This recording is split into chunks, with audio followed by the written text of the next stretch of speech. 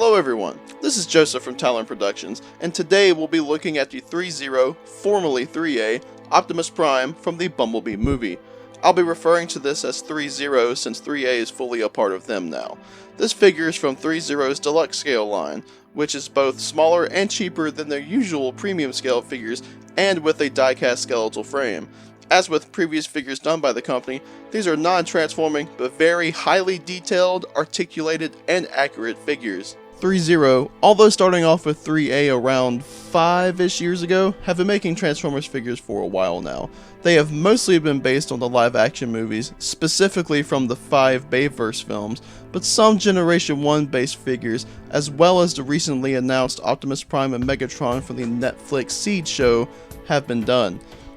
These deluxe scale Bumblebee movie figures continue the amazing quality that started with the awesome premium scale figures, but with a new scale and price point, although premium scale versions of the Bumblebee movie designs are being made as well. Alright, so we'll be starting off with the packaging. First off, you got a very nice shot of Optimus Prime on the front. Of course, you got Optimus Prime, Transformers Bumblebee Deluxe Scale Collectible, ThreeZero down there in the corner, which is super cool. Half of the Autobot logo, Optimus Prime, Autobot logo, Optimus Prime, Transformers, blah blah blah. One of the most important things right here, this is not a toy. So just remember that. This is not a toy, you guys. Got the other half here, and what's super cool is you got the opening flap here. Get shots of the figure there if it was in there. I just keep this mostly for the accessories, like that right there. And you get a really nice shot here of Optimus Prime. And here is Optimus Prime in all of his glory, and this piece is absolutely stunning. ThreeZero's products are well known for their high level of detail and great quality, and Optimus Prime here is no exception. This figure continues to trend with their figures being very accurate to the CGI models from the live action movies, and is near perfect to the CGI model of Prime's Earth mode that we see at the end of the Bumblebee movie. It probably helps that this design is awesome. I'm getting a bit tired of making everything so heavily based off of G1, but this design is awesome and looks fantastic. Is it the best live-action Optimus Prime design? I'm not entirely sure. I really love the 2007 through Dark of the Moon design, but this one is a great design regardless. Alright, next up, the head does have electronics in it for light-up eyes. What you do is you take the forehead crest here, press it in, bam, lights up blue. Very cool looking, looks great, and the batteries are very easy to install. All you have to do is take off the top part of the head, and you got this bit where it takes 2 LR44 batteries. Take this out, slide the batteries in, put them back on, then put the top of the head back on. Good to go. It looks great. The details and the paintwork especially are stunning and extremely well done. It truly captures the weathered look of the CGI model and is great looking in person. This one really captures the eye and is a great display piece. Now for the accessories, the first thing we'll look at is his Ion Blaster, which is super cool. Very well detailed and painted. Obviously it's based on the Generation 1 Ion Blaster the Optimus Prime had. Has a removable magazine here, which got a sculpted in bullet there. Yeah, pretty cool. And it goes into the gun holding hands Optimus Prime comes with, which we'll get into in just a minute with the hands. Overall, very nice, very good size on the gun. I mean, that's it, right up with Optimus Prime. It's very, very large, very cool gun.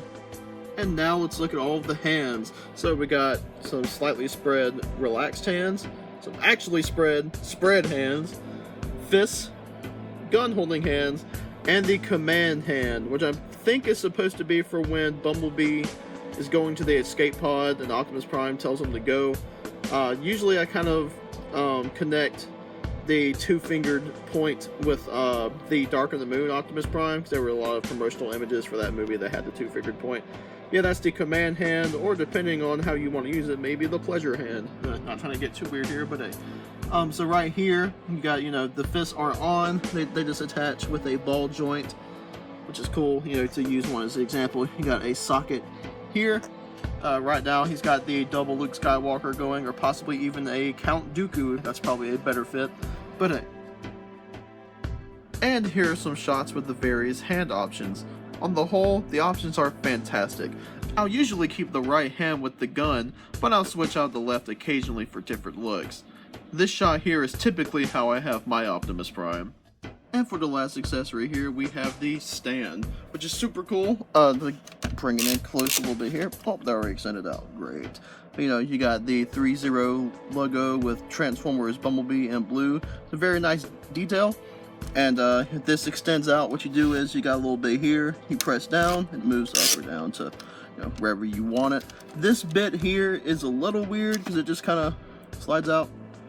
And it's not the best whenever you're trying to pose the figure because you got to take that out and then move it around. Down here obviously moves. What you do is lift that up.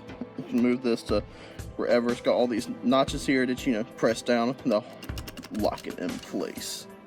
So since we have Optimus Prime here, what you want to do is you got this piece on the back here. Take it out.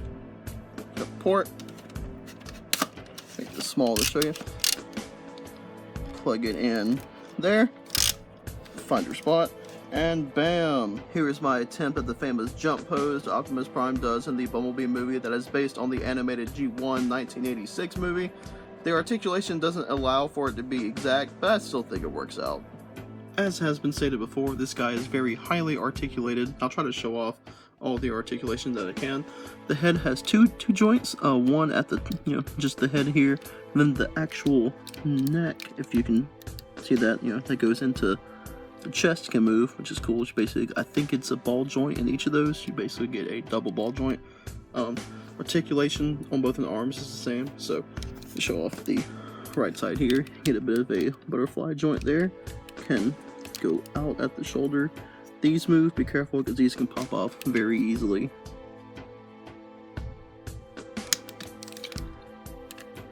There. Watch out for the arms here because pull them out too far. Granted, you have to do a lot, but they can come off, so keep that in mind. But then, oh look, popped off again. Ah, cool. So, this can obviously fully go around at the shoulder, which is cool. You get a double jointed elbow.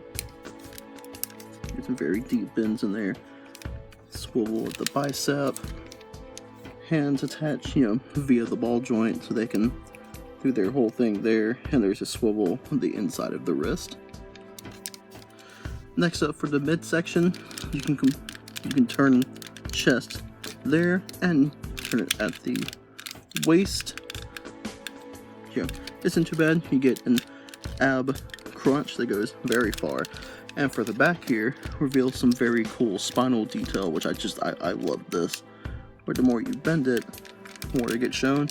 Kind of freaky, but also kind of cool. I don't know, there's just something I really dig about that. It looks really awesome. Next up is the legs. You do get a thigh turn, not much of one though.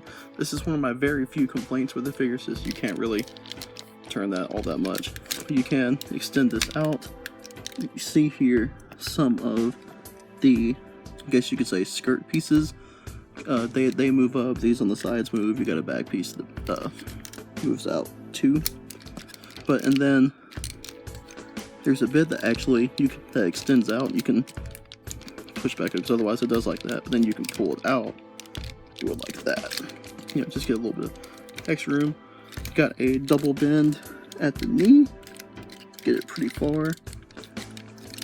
Then same thing with the shoulder. You can unpeg that, so watch out with how much you use it. But there is a ankle tilt. Not too bad. I used to think it was kinda limited, like the thigh swivel, but honestly it's not too bad, and you can get some really good poses out of it. Also forgot, you can do a toe bend here, just a little, not much of one, but you got it there for whatever your posing needs might be. So that's the articulation. The stuff that you can do with this guy is awesome. There's barely any limitations to it. Unfortunately, I'm not the most creative when it comes to posing, so a lot of my stuff looks pretty basic. For those of you who might be more creative, you can definitely do a lot with this guy. Alright, now it's time for a few size comparisons. First off, here is the ThreeZero Deluxe Scale Blitzwing. Which looks really good. Optimus Prime is the taller of the two, not by too much, but they look really good together. Got the ThreeZero Deluxe Scale Bumblebee. who I will probably not be doing a review of because unfortunately this piece here broke on mine, so that kind of sucks. But yeah, you see the scale there I think is pretty good because Bumblebee was, I think about half the size of Optimus Prime in the Bumblebee movie. So, I think that scale is pretty good. And last but not least, with the Voyager scale figure from the Studio series. This was my second experience with the deluxe scale line, the first being Blitzwing, and this just might be my favorite of the three that I have. It's a gorgeous figure of a beautiful design from an awesome movie, so it's all around a win. If you have the base price of $200 to spend, I'd say go for it. It has all the right details, a wonderful paint job, and enough articulation and features to be a satisfying piece. This is Joseph from Talon Productions. Thanks for watching, and if you enjoyed this review, please give it a like and maybe even subscribe if you like what you see. Thanks, have a great day.